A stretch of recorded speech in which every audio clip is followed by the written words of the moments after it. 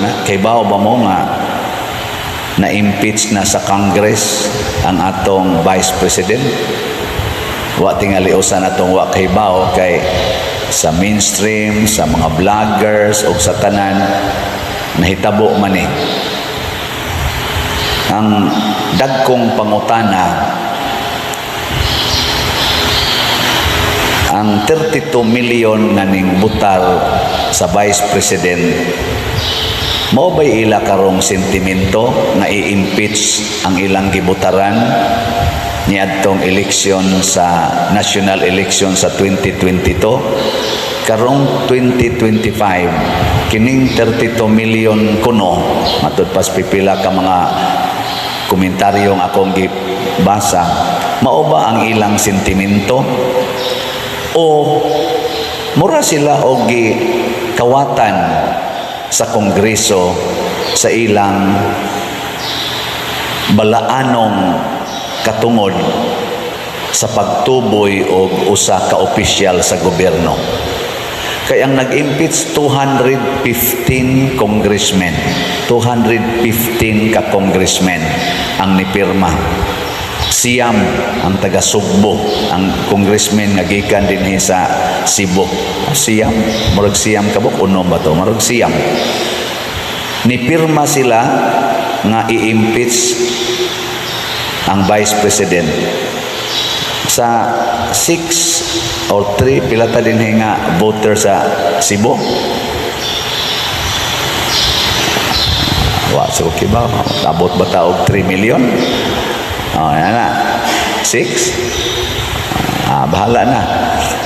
Kitang tanan nga mga butante sa Cebu, girepresentahan ba ta aning siyam ka mga Cebuano congressmen nga atong gustong ipa-impeach ang Vice President karong panahon na? Lingay mong tupad. Nga gusto ka nangandoy na ka nga i-impeach ang Vice President. Kaya gitawag man sila House of Representatives. So muna yung unang pangutana. Ikaduha, fourth impeachment complaint ang ilang gi-entertain.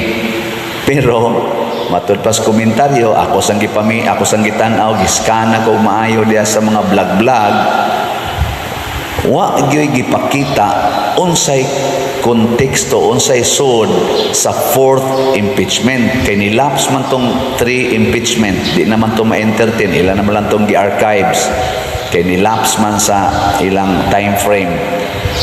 Kining fourth, pero wa nila gipakita unsa gyud sulod anang fourth impeachment complaint. Giditsuan lang nila og butar in one day setting. Ana ra yung adlaw. Pag abot sa impeachment, butar dayon, usa ra ka adlaw. Ana, ang atong eleksyon nagsugod og month of February, nag-eleksyon og May. Muna'y official period sa eleksyon. Sa ato pa magsigi tag-discuss, magsigi tag-pamalandong, angayan ba kung mubutar ani o dili, angayan ba kung mubutar ani o dili. Unya, nibutar dayon ang 32 million sa Vice President. After na malandong for February, March, April, May, 3 ka buwan nga pamalandong. Una pa ta nibutar. Pero pag-impeach sa Vice President, it took only one day for the 215 representatives of people to impeach.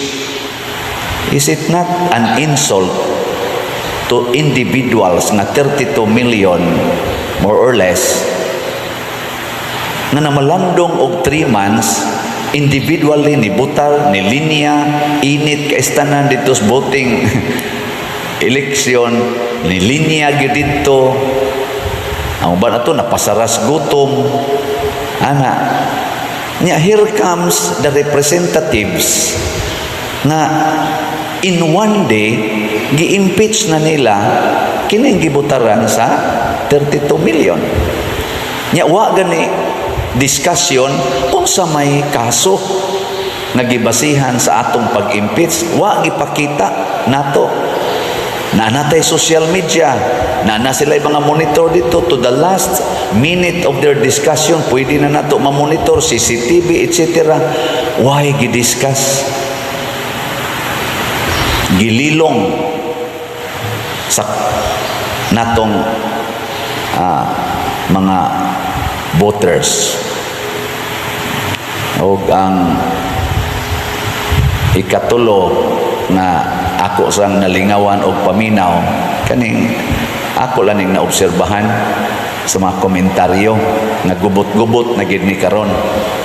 Kay ang mga loyalista sa una sa Vice President, kansang mga kamot panahos eleksyon giisa sa Vice President, namirma sa impeachment. Niya say taga-ato dinhi sa Cebu nga mga loyalista o nag in quotation mga friends na kung nangahimo ni silang Judas. mura sag si Judas ba? Kuyog ni Hesus, siging kuyog ni Hesus, pero ni unay og papatay ni Hesus. Mauni ang kalibutan niya. Ang katapusan, wala pag-ibakwi ang statement sa atong presidente. Katong niingon siya, di ko gusto sa impeachment. Gani, ni-rally ato ang Iglesia ni Cristo. Di ko gusto anang impeachment. Gausik-usik lang sa atong panahon.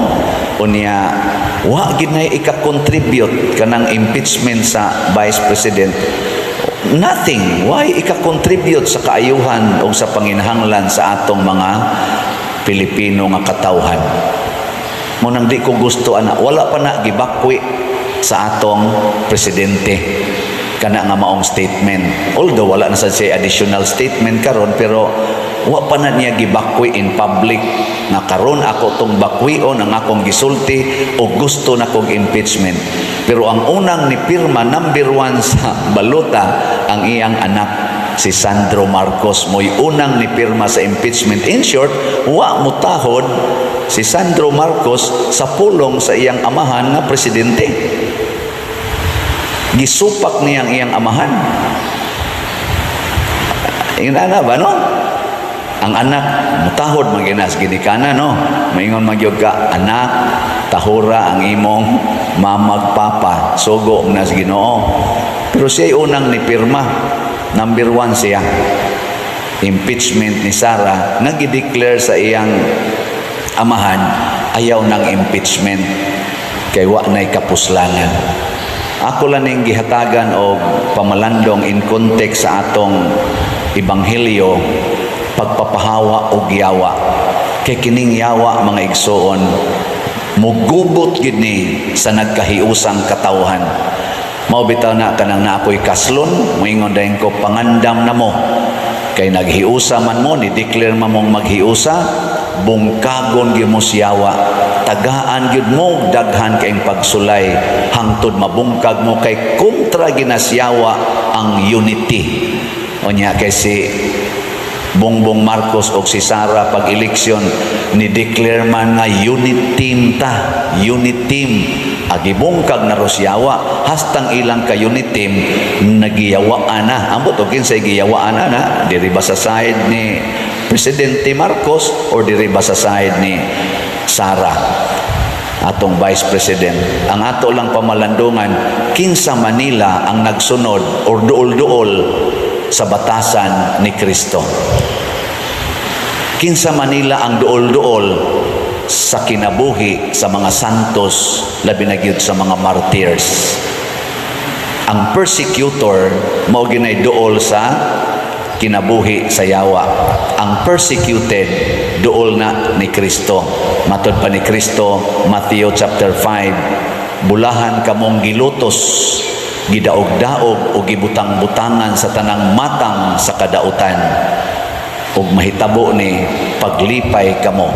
Muna sila si Pedro Bautista ug si kaning Paul Mikig, mga kauban San Lorenzo Ruiz, naglukso-lukso sila sa kalipay sa dihang gideklarar na nga amo namong putlas liog, bitayo namo sa cross, patio namo. Nilingiyay mong tupad ing na asa man ka nga side karon, sa yawa o ni Hesus. Ing na kono niya mopadayon ko gamay, nalipay ko ani nga nito nga ning impeachment dito sa House of Representatives nga na final nila. Kay karong si manaha ko no, mo close na sila sa ilang session, balik sila June. Ang Senate ni close na sad. Di sa to pa ang ilang katapusang gibuhat mao ang pagdesisyon nga i-impeach sa House of Representatives. Ang ilang katapusang gibuhat i-impeach ang Vice President. Nya mag-eleksyon ta karong Mayo, musugod na ta sa formal campaign sa election process karong February, karong buwana, karong February 11 man siguro. Hala, sige, kay kabahin magitas katilingban, mamalandong ta. Kinsa may atong pilion, di na ta mo pili sa kadtong naduol ngadto siyawa. Ari ta mo pili sa naduol sa Ginoo, aron masulbad ning atong kagubot. Hunong nataan ang pamakak, hunong nataan ang paghigugmas kwarta. Matod pa nila, mubaha ang kwarta panahon sa eleksyon. Kanang nipabaha o kwarta, isalikway tana. Kay ang higugmas kwarta, ang paghigugmas kwarta, tuburan gina tanang yawa, mahimot ang mabudhion. Ug kana sang nanghatag og kwarta para sa eleksyon, mga mabudhion na sa atong nasod. Ngano man, kay kanang kwarta nga ilang gigamit pagpanghatag nato, kinurakot sa na nila sa atong buhis nga gihatag ngadto sa gobyerno. Giunay ratag luto sa atong mantika. Kita nga ni buhis, kita'y giilan-ilan nga taga-tagaan tag kwarta, ato rasan ng buhis. Naingon ako, ikaw padir, sige kag hisgot ana, mura ra ba kag ni buhis? Tax exempted ra ba mo, mga pare? Nako, tinuod gina. Wa mi taga-ig kuhaig buhis. Pero ang tanan namong gipalit dinhi sa parokya o sa among mga personal nga mga gamit, pulos gina gikuhaag buhis. Nagbuhis lang gyapon mi. Di ba? Ang atong simbahan gabuhis gihapon. Kininta nang gigamit nato dinhi nga sa atong operations, tanan gikas kinagamyan ngadto sa kinadakan, pulos na gikuhaan og buhis. Din man mangutana dito sa grocery, kining bugas, kining mantika, kining ni ang inyong gipalit para ni simbahan. Ni siya, para simbahan. Sige, wa lang ni tax ha. Di oy, automatic na. So kitang tanan nagbuhis. Nya kuhaon na sa mga kurap og ipanghatag nato panahos eleksyon, ilad-ilaron ta nga gikan nila mga hudas sa katilingban. Hunong nataana. Pilion nato ang naa duol sa Ginoo, isalikway nato ang duol sa yawa. Ato ng katungod nga mga magtutuo, pakamatya na nato ang atong katungod.